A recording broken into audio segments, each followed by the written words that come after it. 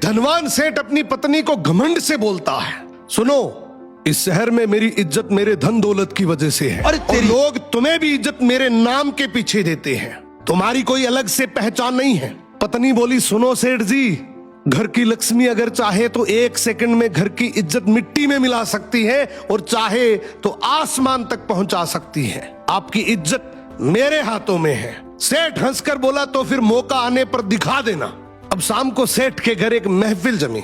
मित्र, रिश्तेदार, जान पहचान वाले लोग हंसी ठिठोली कर रहे थे। तभी अचानक सेठ का सबसे छोटा बेटा जोर जोर से रोने लगा। सेठ ऊंची आवाज से बोला, ये बच्चा क्यों रो रहा है? पत्नी बोली, आपका बेटा बार बार खिचड़ी मांग रहा है, जबकि अभी थोड़ी देर पहले इसने भर पेट खाया है। घर में बाकी लोगों का भी तो सोचना है, सब कुछ इसे ही कैसे दे दूं? ये सुनते ही महफिल में सन्नाटा छा गया। लोग आपस में बात करने लगे कि इतना बड़ा सेठ और घर में खिचड़ी का झगड़ा। सेठ का चेहरा लाल पड़ गया, उसकी इज्जत वहीं धूल में मिल गई। रात को सेठ अपनी पत्नी के पास गया और बोला, ठीक है, मान गया, आज तुमने मेरी इज्जत सबके सामने गिरा दी, अब इसे वापस लाकर दिखाओ। पत्नी बोली, मेरे लिए तो ये चुटकियों का खेल है, बस एक काम करना, उन सबको कल फिर से बुलाओ। अगले दिन फिर से महफिल जमी।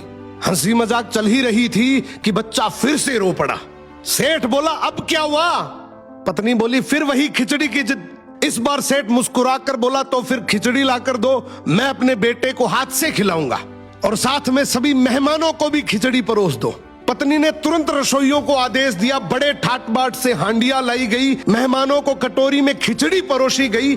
लेकिन वो साधारण खिचड़ी नहीं थी, उसमें केसर की खुशबू, बादाम, काजू, पिस्ता, किशमिश और घी की महक। ये खिचड़ी नहीं बल्कि एक शाही व्यंजन था। सभी मेहमान एक दूसरे को देखकर सोचने लगे, इनके घर की खिचड़ी ऐसी है तो इनके भोजनों का स्तर कैसा होगा।